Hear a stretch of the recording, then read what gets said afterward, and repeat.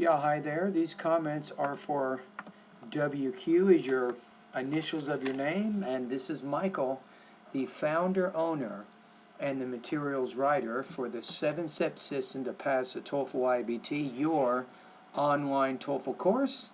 And during this particular video, I'm going to go over your essay in terms of your organization, your development, and then look at your word choice, your grammar, punctuation, some of the smaller kind of editing aspects of the essay, and I'll also give you a score and even recommend some lessons that you can focus on to get better.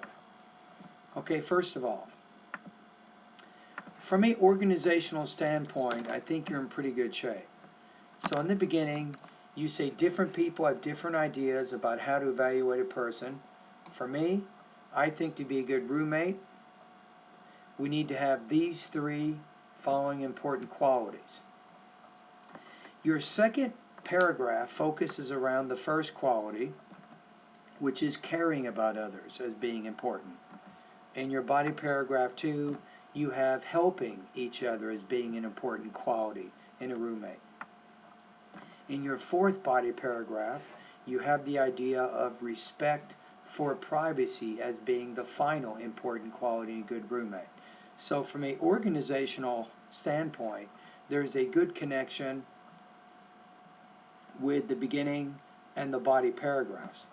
Now, if you want to make it a little bit better, you could go back to your thesis and say, we need to have these three important qualities, put a semicolon, and then put care as the first one, help as the second one, and respect as the third one.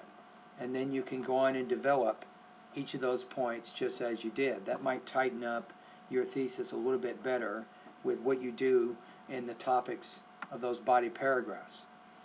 Okay, now let's take a look at your examples.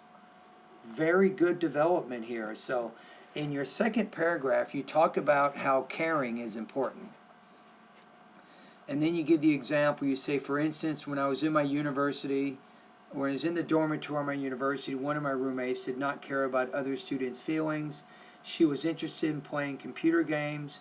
When all the other people went to sleep, she was just sat in front of the computer and kicked the keyboard very loudly that made other people could not fall asleep. So I think that was good. That was a good example. You took several lines, several sentences to help explain this one idea. So that's very strong development to help explain why you think care is an important quality in a good roommate. Now, your next paragraph was helping each other. And then in this one, you have an example. You say, when we have disease, roommate always be the people who take care of you. When you feel sad, roommates are the first people to accompany around you. Because my university located so far from my hometown, so I need help from my roommates who will stay with me. And then you say, I remember it was a summer night. I came back from home to school. The plane was late. When I arrived, it was already 12. I saw my roommates wait for me at the airport. That was good. Very good example to help illustrate how it's important to help other roommates. Okay, the last one is called respect for privacy. Your example, sometimes a roommate cannot ask more about other secrets or use something from other people before asking. Okay, so not so good there. Your development or your details in that fourth paragraph are not nearly as strong in the details you used in paragraphs 2 and 3. But you know what? Your essay is already really long. I mean, so you can simply get rid of, I think, the respect for privacy. You can delete that whole paragraph and it doesn't affect your argument at all because you've already written over 400 words anyway. You've done more than what you need to do for TOEFL anyhow. So for you, you have to be careful. Remember, if you bring up a point, you have to support it with details. If you don't have enough time, then don't bring up the point in the first place. So your conclusion, it looks like, connects back to what you said.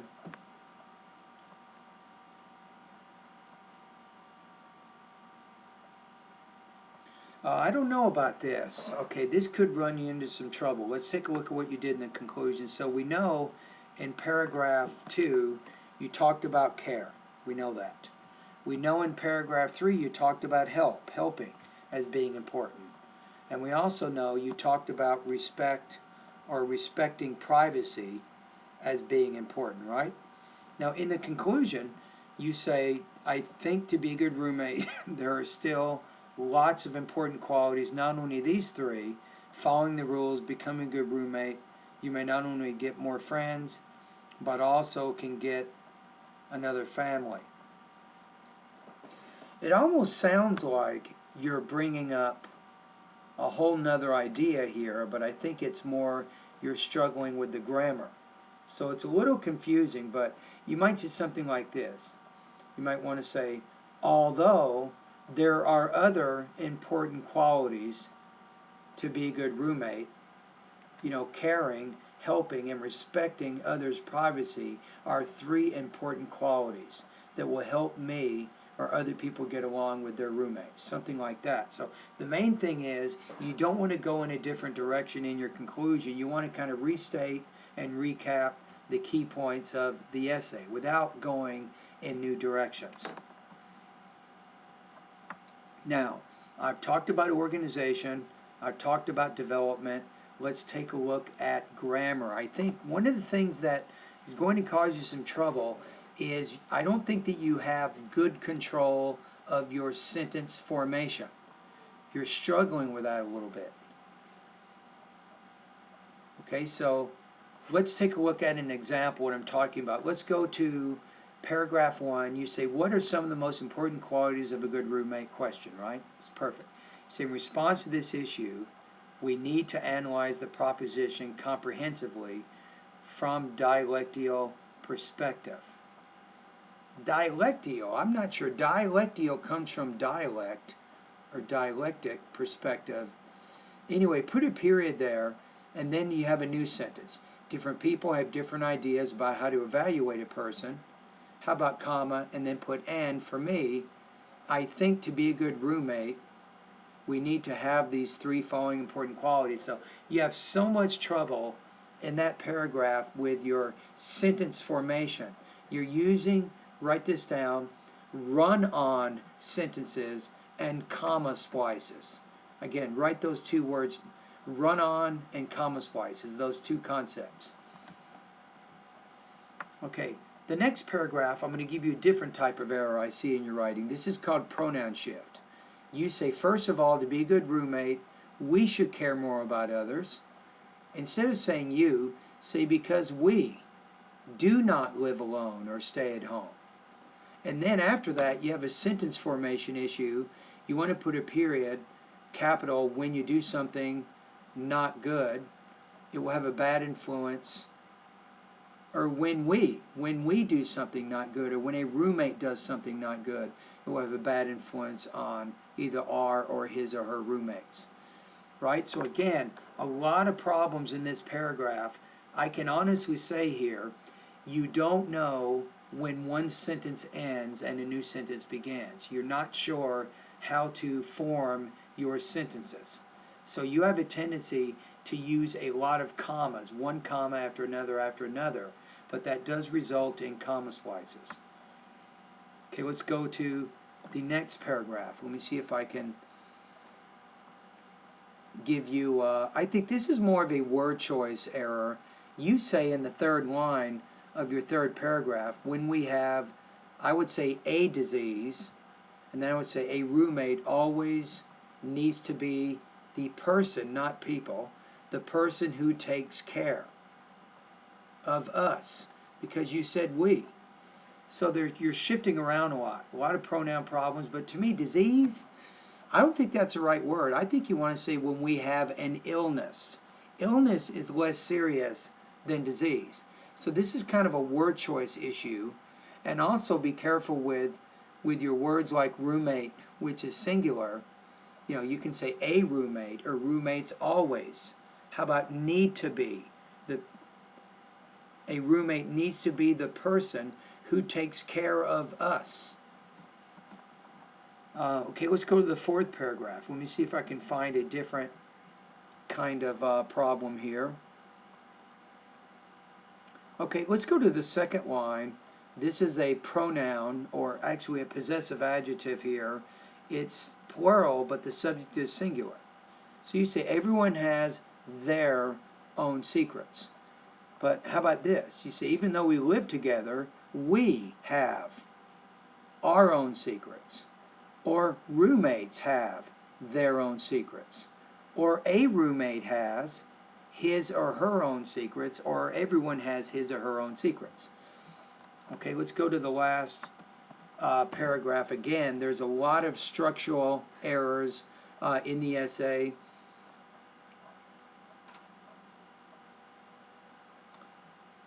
I would say after qualities in the first line of your last paragraph, I would probably end that with a period. I think to be a good roommate, there are still lots of important qualities. But like I said, I think you need to rewrite the whole thing. This is something like this. Although there are a lot of important qualities to be a good roommate, comma, caring, helping, and respecting a roommate's privacy are all important. Something like that. That's probably how I would take that sentence and rewrite it. So this is going to be tough for me to give this to give it an accurate score, because on the one hand, you have a good, strong organization with excellent development of ideas, right? So that's good. On the other hand, you're not controlling, I think, some of the vocabulary and the grammar you're using. You're losing control there. You don't really have control over your sentence structure. And that's a big problem, right? So let's take a look at the grading, at the rubrics. And I have to account for the grammar errors. So if you score in the 4 range, you have very good control of your language use, appropriate sentence writing, vocabulary, though you have minor errors with sentence structure. I don't think they're minor. You got some major problems in this essay with your sentence structure, your word forms, using unnatural sounding expressions, some things like that. Now, in the 3 range, it says, has some problems with sentence formation and word choice, has accurate but limited range of sentence structures and vocabulary. I can't even say yes to that. You have a lot of problems with sentence formation. You do not have accurate control of your sentence structure. So it's almost in the 3 range. I'm going to put you in the 2 range because you have a large number of errors in sentence structure and or usage. You have numerous problems with inappropriate word choice or word forms. However, the other 3 things that you see in my rubric, they do not apply to your essay. For example, it says limited development. No, you have very strong development. The next one says inadequate organization or connection. Not really. You have a good organization of ideas. The other one says inappropriate lack of details, examples. No, you do. But in the 2 range, you do have 3 problems in that 2.0 to 2.75, which is why I'm scoring you where I'm scoring you. I'm going to give you a high 2, though, 2.75 out of 5. And what do? Do you give up? Of course not. Let's go to my online course right now, and I want to give you some specific lessons that I think you can focus on that can definitely make a very big difference in your writing. Okay, I'm going right now. And I think really that you can focus more in the grammar area of the course and the vocabulary area of the course. I think this is where you can benefit the most based on your writing proficiency right now. You don't need to reinvent the wheel. You understand the concept of a thesis statement. I don't see any major problems there. You know how to write your topic sentence. You know how to provide your adequate supporting details. So that's all good. Vocabulary, I think you can improve on a little bit. That way, you know the difference between the word disease versus illness. right? You know exactly the right word to use in a particular situation. So I'd recommend this quarter take time to study vocabulary lesson 3, do vocabulary lesson 4 and complete all the quizzes, do vocabulary lesson 5, complete all the quizzes, do vocabulary lesson 6, complete all the quizzes. Now the next area is grammar.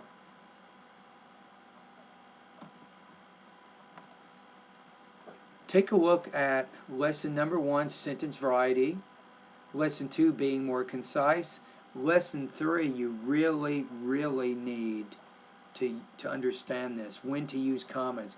Keep in mind, you're using commas way too much. You're using commas to join independent clauses together. It's really destroying your writing. It's making it difficult to understand your ideas because you have so many problems with punctuation. So pay really close attention to lesson 3.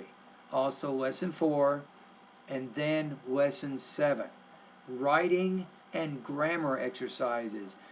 You want to do all of them. It would be very beneficial for you to complete all of the writing and the grammar exercises at the website. It's called A Writer's Reference by Diana Hacker. It's very useful. I would even recommend, as you go through those lessons, practice writing down some of the example sentences, especially the correct versions. Because when you're working there, they'll show you the incorrect sentence and the correct sentence. It would be a good idea for you to just practice writing down those correct sentences. Remember, you have many problems with sentence structure. You have a lot of problems with subject-verb agreement, problems with punctuation, problems with word choice, and on and on and on. But going to that website, it will begin to help you build your proficiency so you can minimize those errors that you're making. Alrighty, anyway, thank you very much for doing the actual writing assignment, and keep up the good work.